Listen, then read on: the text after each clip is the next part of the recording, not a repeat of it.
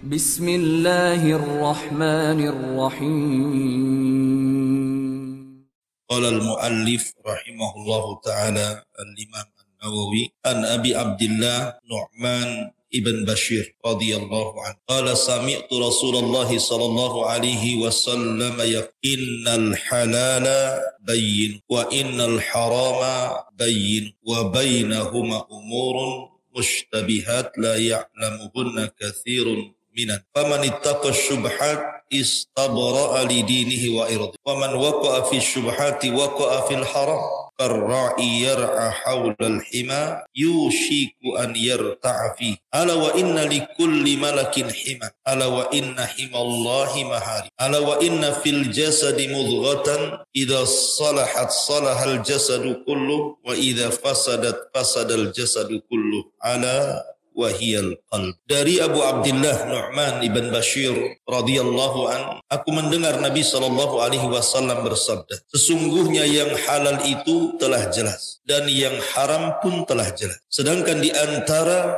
yang halal dan yang haram itu ada perkara-perkara syubhat atau samar yang banyak manusia tidak mengetahui hukum. Barang siapa menghindari dari yang syubhat atau yang samar, maka ia telah membersihkan agama dan kehormatan. Barang siapa yang jatuh ke dalam perkara syubhat atau samar, maka dia telah jatuh kepada perkara haram. Seperti penggembala yang berada di dekat pagar larangan milik orang lain. Dikhawatirkan dia akan masuk ke dalam. Ketahuilah bahwa setiap raja itu memiliki aturan-aturan. Ketahuilah bahwa aturan-aturan Allah adalah larangan-larangan. Ketahuilah bahwa di dalam jasad manusia terdapat segumpal daging. Jika dia baik, maka baik seluruh jasad. Jika dia rusak, maka rusaklah seluruh jasadnya. Ketahuilah yang dimaksud segumpal daging itu adalah hati manusia. Hadis ini rawinya adalah dari Abu Abdillah Nu'man ibn Bashir ibn Sa'd ibn Sa'labati al-Ansari al-Khajrazi. Nu'man ibn Bashir adalah orang Ansar dan dia dari kabilah Khajraj. Kabilah terbesar dari kabilah-kabilah Ansar itu Khajraj. Sana ada Aus. Dan gelarnya Abu Abdillah. Kunyahnya Abu Abdillah. Ingat, Nu'man bin Bashir ini adalah bayi yang pertama lahir setelah hijrah dari kalangan Ansar. Tapi dari kalangan Muhajirin namanya Abdullah ibn Zubair. Jadi ketika Rasul lahir, hijrah dari Mekah ke Madinah, maka ada dua manusia lahir. Satu dari Muhajirin Abdullah ibn Zubair, putra Asma pintu Abi Bakar, pasangan Zubair bin Awam, yang Aisyah radhiyallahu anha suka menggendong Abdullah ibn Zubair. Sayangnya Aisyah dengan Abdullah ibn Zubair, maka orang memanggilnya Aisyah dengan kata-kata Ummu Abdillah. Tapi dari kalangan Ansar, yang pertama kali lahir setelah hijrah Rasul adalah Nu'man ibn Bashir. Maka dia awal maulud ba'dal hijrah minal Ansar. Bayi yang pertama lahir dari kalangan Ansar setelah hijrahnya Nabi sallallahu alaihi wasallam. Keluarga Nu'man ibn Bashir, ayahnya seorang sahabat. Bashir ibn Sa'ad seorang sahabat. Dan ibundanya juga sama. Amarah bintu Rawaha adalah seorang sahabiyah. Dia saudara daripada Abdullah ibn Rawahah ibn Tha'lab. Lah Nu'man bin Bashir ketika Nabi SAW datang, maka 14 bulan setelah Rasul di Madinah beliau lahir. Berarti dengan wafatnya Nabi SAW di tahun 11 Hijriah, usia Nu'man bin Bashir belum balik. Karena lahir 2 Hijriah, Rasul meninggal 10 Hijriah. Sekitar 9 tahun usia. Sehingga tidak banyak menimba ilmu dari Rasul karena masih anak-anak. Nah, salah satu hadis yang ia dengar ketika anak-anak adalah hadis yang kita baca ini. Sami itu aku dengar. Kebanyakan hadis-hadis Nu'man bin Bashir ini diambil dari kibarus sahabat. Sahabat-sahabat yang senior, Abu Bakar, Umar, Uthman, dan begitu seterusnya. Dan hadis yang diriwayatkan Nu'man bin Bashir ini mencapai 100 kurang lebih. Yang tersebar di beberapa kitab sunan dan musnad. Tetapi tidak banyak dengar langsung dari Nabi. Kecuali hadis itu. Dia mendengar langsung dari Nabi SAW. Ketika lahir saja, Nu'man bin Bashir ini dibawa oleh orang tuanya menghadap Nabi SAW. Kemudian Nabi SAW mentahnik sunnah, mengunyah kurma sampai lembut, kemudian mengoleskan di bibir bayi, kemudian mendoakan doa yang baik kepada bayi tersebut. Subhanallah. Orang tuanya, ibundanya Ammarah bint Rawahah ini meminta kepada Nabi SAW supaya Nu'man ini didoakan banyak harta dan anak-anaknya. Ya Rasulullah, tolonglah doakan anak saya ini. Kalau sudah besar, jadi orang kaya, banyak anak. Itu permintaan ibu. Tapi Nabi SAW mengatakan, amma tardain an ya'isa kama'asa khalah, kama'asa khaluh, asya hamidan, wa qutila syahidan, wa dakhala al-jannah. Amma tardaina, tidakkah kau ridha wahai Ammar, ibundanya Nu'man bin Bashir, agar kelak Nu'man ini kalau sudah besar seperti kondisi paman-pamannya, di mana dia hidup secara terpuji, mati secara syahid,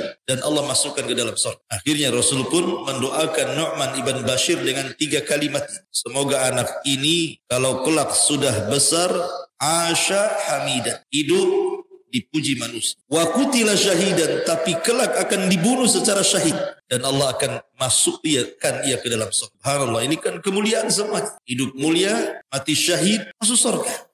Kan enak. Sementara ibundanya meminta kepada Nabi SAW supaya diberikan kekayaan dan banyak keturunan kan itu. Tapi Rasul pilihkan doa terbaik daripada itu. Karena ibundanya bicara tentang dunia, tapi akhirat pilihkan kepada Nu'man ibn Bashir doa akhir. Masyarul muslimin yang dimuliakan Allah Subhanahu wa taala. Di antara beberapa pelajaran dari Nu'man ibn Bashir ini, Nu'man ibn Bashir dan keluarganya mengajarkan kepada kita soal keadilan. Suatu ketika ayahandanya karena cinta dengan Nu'man bin Bashir, anaknya banyak, salah satunya Nu'man ibn Bashir. Jadi ayahnya hendak bersedekah memberikan harta kepada Nu'man ibn Bashir. Masalahnya anak-anak yang lainnya tidak diberi. Kadang orang tua kan begitu. Kalau cinta dengan salah satu anaknya, yang lainnya kadang diabaikan. Mungkin karena anak itu sudah merawat dia ketika sakit, tiba-tiba diberwasiat, nak kalau aku mati, karena engkau yang merawatku rumah ini, ambil, biarkan yang lainnya yang enggak sayang dengan saya.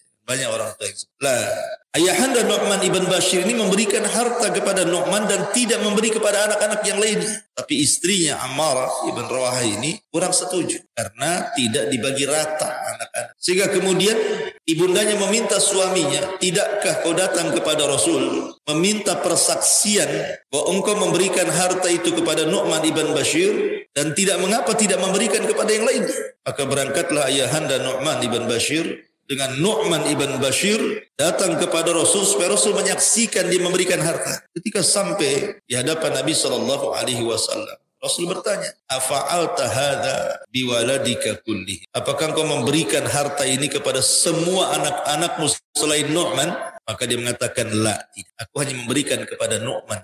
Maka Nabi SAW mengatakan, ittaqullaha wa'dilu fi auladikum. Takwa kepada Allah, adillah dalam pembagian kepada anak-anak. Maka kemudian bapaknya kembali dan memberikan pembagian yang rata kepada anak-anak. Di sini peristiwa Nu'man ibn Bashir menjadi sebuah pelajaran pada kita agar kita hati-hati ketika memberikan kasih sayang kepada anak. Tetap harus adil. Adapun soal anak-anak, mungkin yang satu nakal, yang satu tidak, yang satu soleh, yang satu tidak. Itu ujian Allah Subhanahu wa taala kepada kita. Karena tidak semua anak itu baik, tidak semua anak itu jahat. Pasti ada yang dipilihkan, ada yang baik, ada yang jahat, untuk ujian bagi orang tuanya. Kemudian di antara kalimat yang luar biasa dari Nu'man ibn Bashir adalah alastum fi ta'amin wa syarabin ma syi'tum. Ini di zaman sahabat. Nu'man ibn Bashir melihat kemegahan karena kan dia kan jadi wali, jadi gubernur di zaman Muawiyah di Kufah, diangkat jadi gubernur di Kufah. Ketika di zaman Muawiyah menjadi penguasa, setelah Hasan ibn Ali menyerahkan kekuasaannya kepada Muawiyah. Muawiyah itu suka dengan Nu'man bin Bashir. Padahal ma'asyiral muslimin yang dimuliakan Allah Azza wa Jalla, Nu'man ibn Bashir ini adalah salah seorang yang diutus oleh keluarga Utsman ibn Affan saat terbunuh. Utsman kan dibunuh dengan cara sadis oleh kelompok Sabaiyah. Bahkan istrinya sampai jari-jarinya putus, terkena sabatan pedang gara-gara membela suaminya Utsman bin Affan, Nailah. Nah, yang membawa pakaian yang berlumuran darah Utsman dan juga potongan jari istrinya itu, yang membawa ke Syam adalah siapa? Nu'man bin Bashir. Yang membawa pakaian Utsman yang berlumuran darah dan jari jemari Nailah istri daripada Utsman dibawa ke Syam. Kemudian diserahkan kepada Muawiyah ibn Abi Sufyan. Ghadib. Itu Muawiyah murka. Kenapa? Karena Utsman itulah masih satu kerabat dengan Muawiyah dari sama-sama dari Bani Umayyah. Dan yang menempatkan dia gubernur pun adalah Utsman bin Affan. Makanya kemudian Muawiyah ibn Abi Sufyan senang dengan Nu'man ibn Bashir dan menjadikannya wali di Kufah. Nah di Syam itu kan kehidupannya beda dengan Mekah dan Madinah. Mereka penuh dengan dunia, kenikmatan. Sehingga Nu'man ibn Bashir radhiyallahu anhu mengatakan, alastum fi ta'amin wa syarabin masyitun? Bukankah kalian hidup senang, banyak makan, banyak minum, kalian bisa makan dan minum sesuka kalian? Apa kata Nu'man? Laqad ra'aitu nabiyak, aku telah melihat nabi kalian, wa ma yajidu minad daqali ma yamla'u bah. Beliau tidak pernah makan enak. Bahkan beliau hanya makan dakal. Dakal itu kurma yang sudah kering sekali. Itulah yang memenuhi perut Nabi kalian Muhammad sallallahu alaihi wasallam. Adapun wafatnya Nu'man ibn Bashir radhiyallahu an, wafat setelah Yazid ibn Muawiyah. Muawiyah meninggal, kemudian kekuasaannya diserahkan kepada anaknya Yazid ibn Muawiyah. Lah, ketika Yazid ibn Muawiyah meninggal dunia, maka diteruskan dengan anaknya namanya Muawiyah bin Yazid. Jadi nama orang itu bolak-balik di situ aja kan. Kakeknya Muawiyah, anaknya Yazid bin Muawiyah, anaknya lagi Muawiyah bin Yazid. Kalau orang dulu kan biasanya dicantel-cantelkan nama orang tuanya, nama kakeknya gitu. Sama juga sekarang itu, namanya panjang-panjang, diselipin nama dia gitu. Masalahnya di zaman Muawiyah bin Yazid, kekuasaan dia lemah. Tidak seperti kekuasaan ayahnya Muawiyah Yazid ataupun Muawiyah yang kuat. Dia cenderung ke akhirat, tidak cenderung ke politik. Sehingga karena itulah goncang kaum muslimin di mana-mana. Maka dari Madinah tiba-tiba Abdullah ibn Zubair, dari saya katakan bayi yang pertama lahir dari kalangan muhajirin, tiba-tiba memproklamirkan dirinya menjadi khilafah. Karena udah kacau kekuasaan kaum muslimin di sana, pecah sini pecah gitu kan. Tak bisa ditangani oleh Muawiyah bin Yazid. Maka Abdullah ibn Zubair dari arah Madinah langsung memproklamirkan jadi khalifah. Banyak orang berbaiat dari mana-mana. Muawiyah bin Yazid ditinggalkan. Sehingga banyak orang-orang, hampir mayoritas seluruh penjuru negeri kaum muslimin berbaiat kepada Abdullah ibn Zubair. Termasuk juga Nu'man ibn Bashir, dia tinggalkan Muawiyah bin Yazid. Dia berbaiat kepada siapa? Abdullah ibn Zubair. Maka penduduk Himsa marah. Mana kok dia gubernurnya bukan wala kepada Muawiyah bin Yazid, malah walanya ke siapa? Kepada Abdullah bin Zubair. Maka dia pun kemudian diikuti oleh Khalid ibnu Khalid al-Kala'i. Di tengah jalan kemudian dibunuhlah Nu'man ibn Bashir. Persis seperti yang dikatakan Rasul, kutila syahida, dibunuh mati syahid. Dari sini ma'asyiral muslimin yang dimuliakan Allah subhanahu wa ta'ala, nubuah Rasul itu menjadi sebuah kenyataan.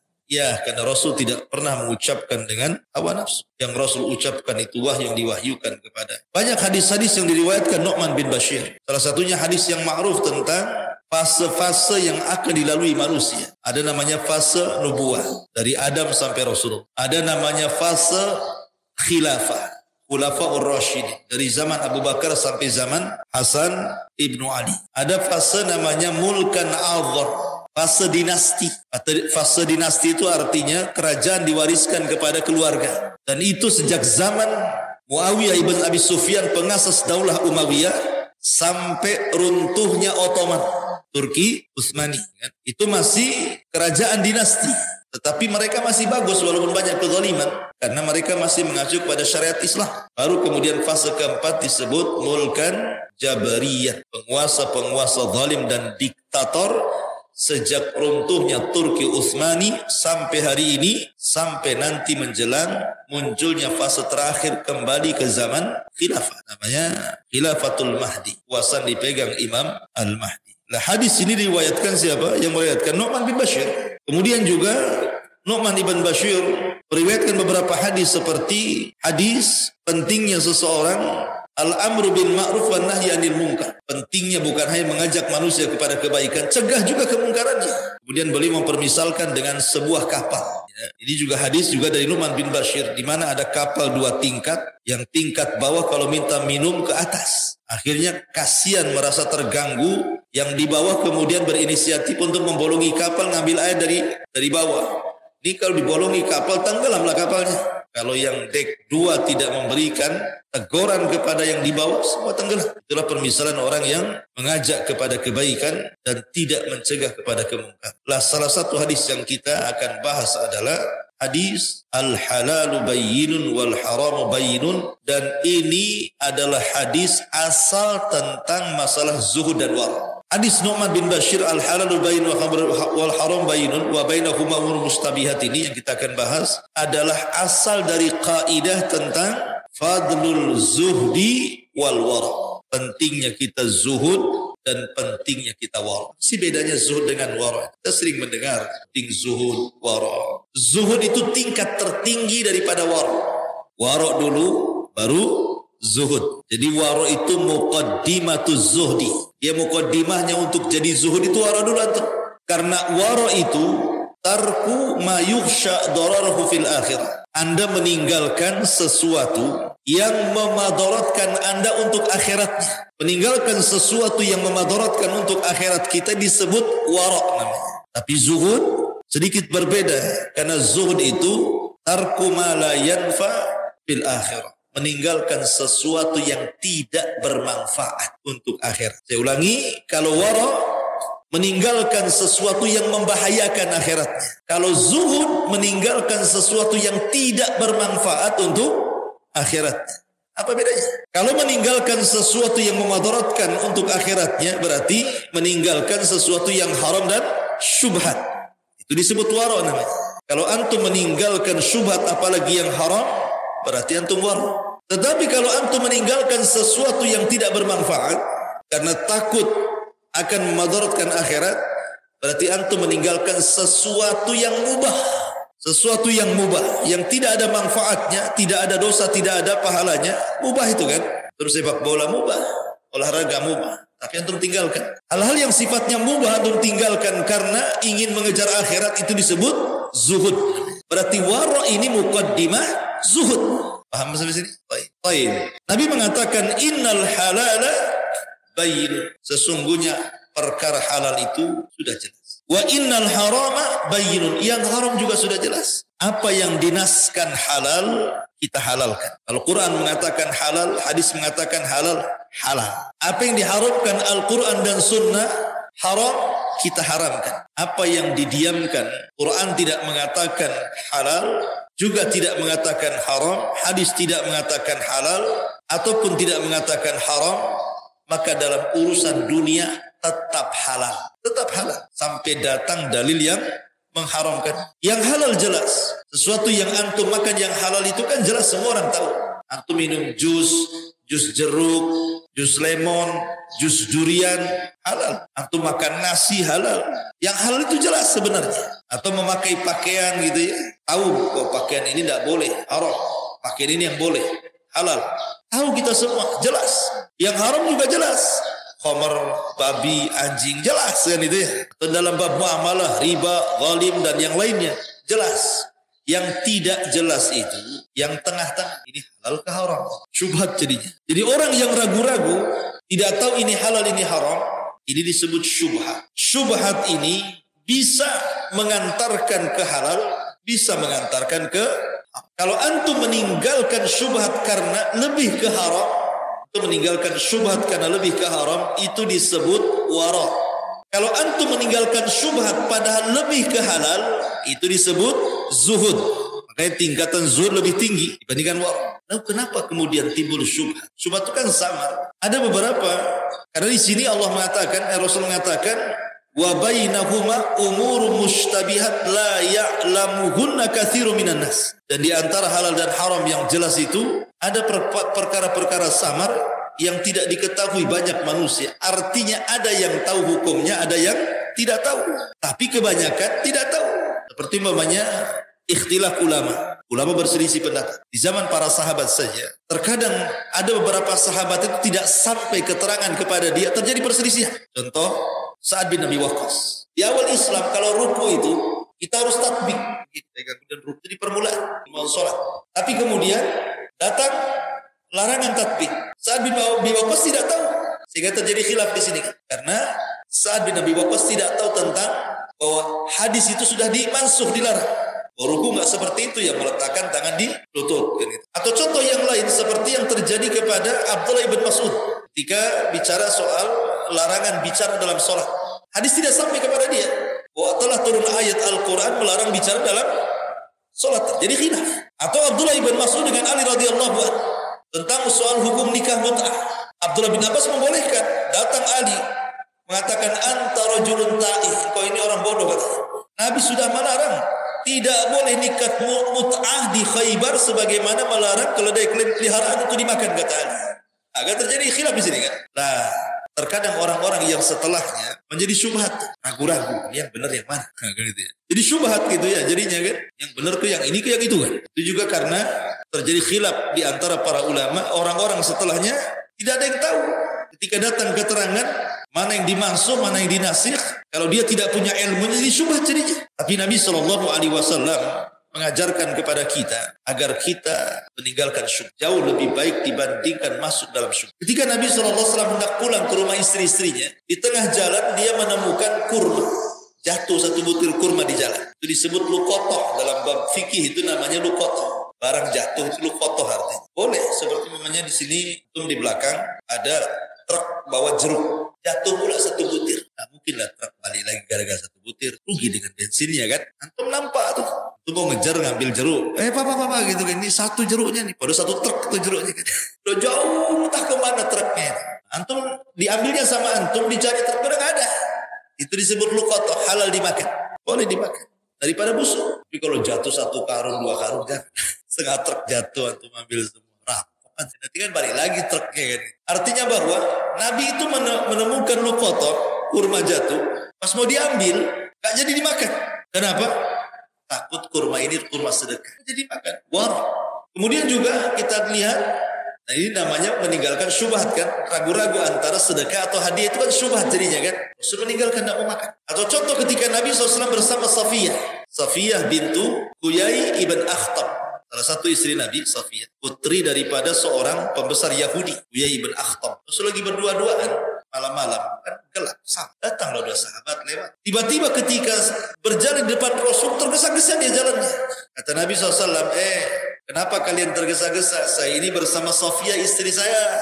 Sahabat mengatakan tidak, ya. Kami tidak mungkin uzur kepada seorang Nabi. Rasul mengatakan tidak, syaitan itu masuk dari jalan darah. Nabi gitu kan. Bagaimana Rasul menjelaskan ini Safiyah, bukan siapa-siapa. Saya bukan dengan perempuan lain, ini istri saya.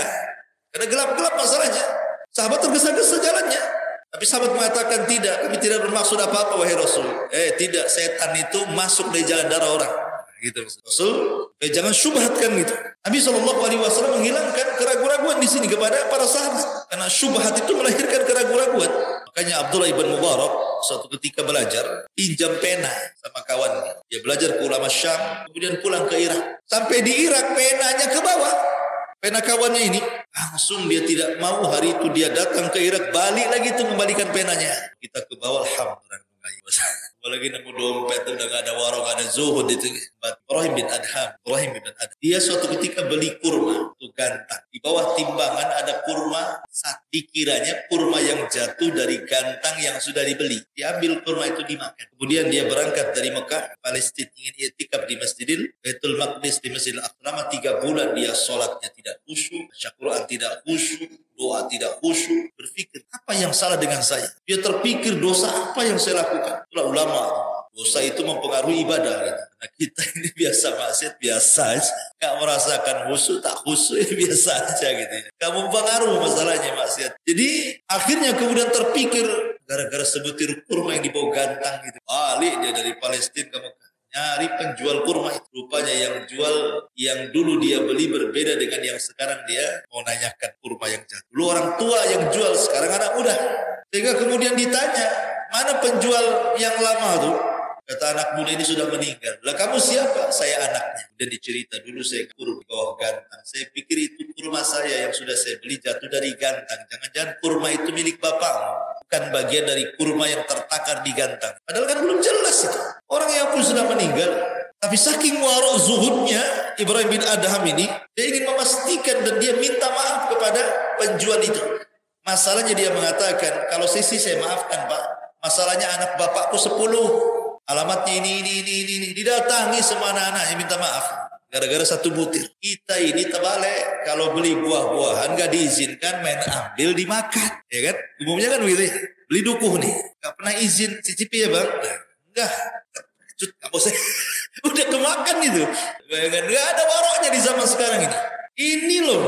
Dia sangka milik dia. Ini sudah tahu milik yang jual. Tetap aja diambil. Habis gak enak dicelaknya pula penjual. Kan kurang ajar tuh. Sudah ngambil, gak enak dicelak kan gitu. Habis itu gak beli. Ini gak dibayar yang tadi yang kecut tuh.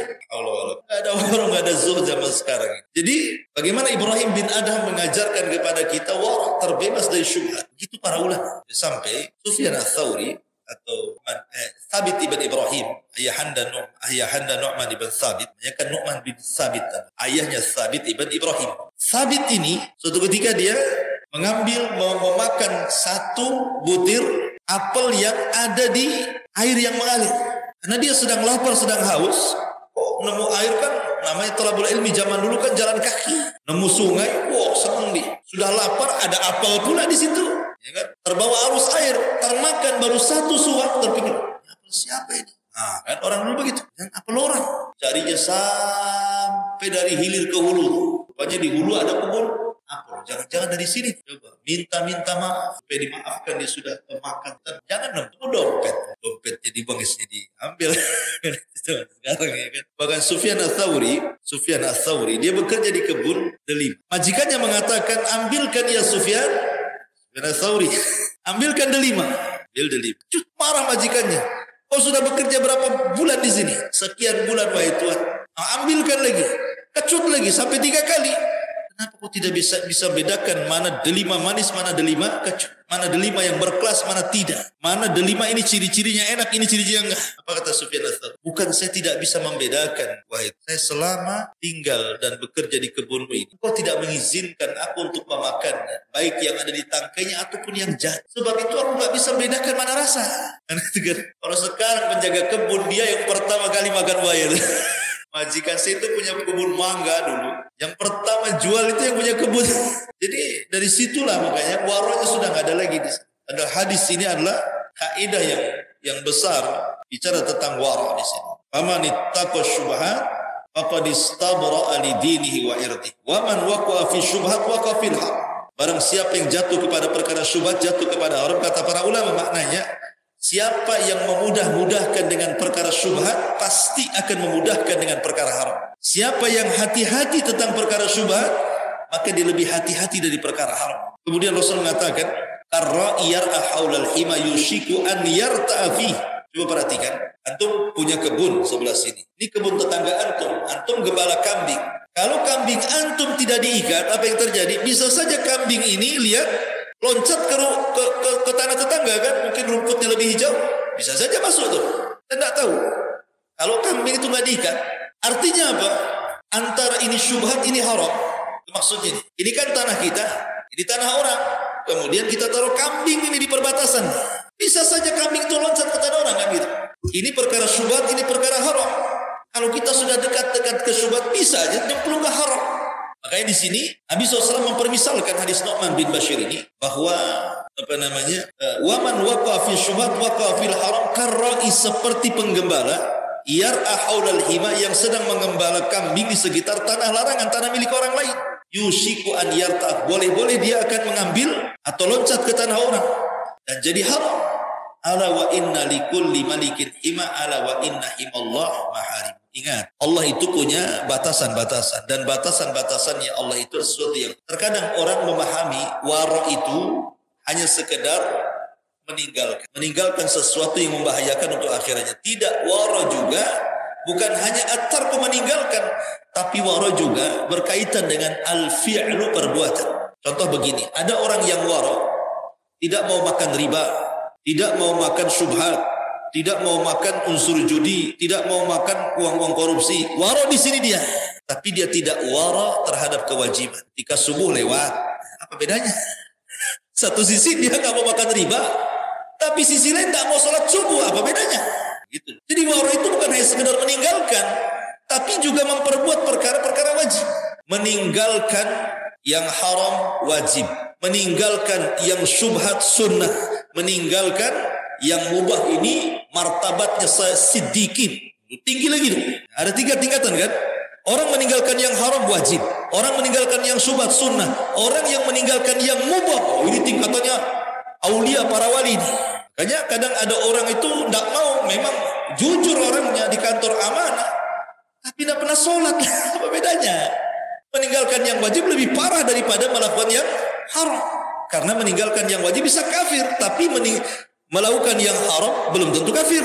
Meninggalkan sholat bisa keluar dari Islam. Tapi berzina belum tentu keluar dari Islam kan gitu. Kecuali dihalalkan zina.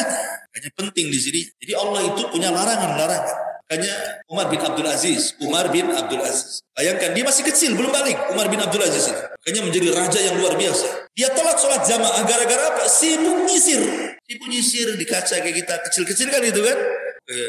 Pakai jelly itu apa kan. Sibuk aja. Akhirnya sibuk depan kaca. Lewatlah jamaah. Ketika dia datang ke masjid, sudah selesai sholat. Baru dia masuk. Bapaknya marah. Gimana Abdul Aziz ini ya? Sibuk menyisir. Karena anak-anak zaman dulu, zaman kita aja kan gitu. Sisir aja di sini. Kalau dulu bergaya itu pakai sisir di belakang itu. Kemudian bertingkat jadi dompet. Baru dompet dikasih rantai kapal. Mulai itu. Zaman, kan memang makin zaman itu kan berlalu-lalu kan. Sekarang lain lagi pula bergaya kan. Mulai sobek-sobek, disobekin lututnya, celananya, macam betato kan. Jadi ayahnya marah, saking ingin mendidik anaknya nih. Apa kata ayahnya? La ukallimuka abada. Kalau kau lakukan lagi, aku tidak akan bicara lagi dengan kamu. Habis itu tidak pernah dilakukan lagi. Langsung dicukur rambutnya pelontos lah. Gara-gara itu. Ini kan mengajari warok namanya ya. Mengajari warok. Ibunya melihat Umar bin Abdul Aziz nangis pada anak-anak tuh. Dikiranya apa kalau anak-anak sekarang nangis?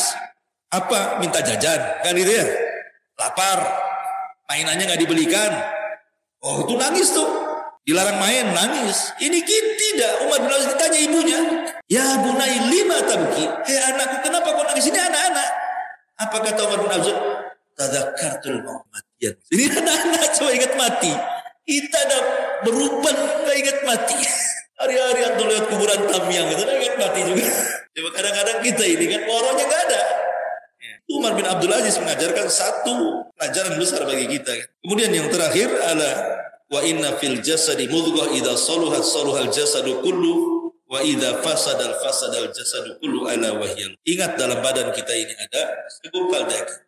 Kalau dia baik semua. Kalau dia jahat semua. Itulah hati. Hati ini makanya sebenarnya masalah waro itu sebenarnya kata para ulama mudah. Orang menjadi waro itu mudah. Contoh namanya Ibnu Sirin ditanya, Muhammad ibn Sirin seorang ulama tabi'in. Ketika ada orang mengatakan susah kali aku ini waro. Kata Muhammad ibn Sirin salah. Waro itu mudah. Kok bisa wah imam ya? Karena setiap orang ragu tinggalkan. Dan senang. Ragu tinggalkan. Mudah. Masalahnya hati ini cenderung cinta dunia. Itu yang membuat sulit kita waro. Makanya membersihkan badan itu paling mudah. Antum beli moto, beli apa gitu ya. Sabunnya aja badan antum. Piring saja bisa bersih, apalagi badan. Kan itu ya. Pakai sunlight gitu. Tapi tidak bisa hati dicuci dengan sunlight. Antum minum sunlight, bersih hati antum. Tidak bisa. Mati antum. Membersihkan hati itu sulit. Makanya perlu membiasakan. Makanya kenapa kata Imam Dzul Qayyim rahimahullah ta'ala, bagaimana orang itu akan selamat hati kalau punya istri tidak nyayangi suaminya. Kalau punya tetangga gak bisa memberikan keamanan kepada tetangganya. Kalau punya pekerjaan tetapi tidak pernah menghasilkan kerjanya. Kalau punya musuh tidak pernah tidur terus melihat antum.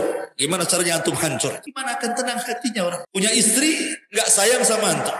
Istri yang gak sayang itu buat sakit hati kan. Udah susah di luar, masuk rumah mau kuadrat susah. Punya tetangga sih ganggu saja kan. Punya musuh terus saja. Jadi bagaimana bisa tenang? Makanya penting seseorang itu satu, cari istri penyayang. Dua, cari tetangga yang baik. Tiga, cari pekerjaan yang bagus. Keempat, jangan cari musuh. Hangat. Karena ketenangan hati. Wallahu a'lam bishawab. Ini yang disampaikan. Alhamdulillah. Asyhadu an la ilaha illa anta. Allahu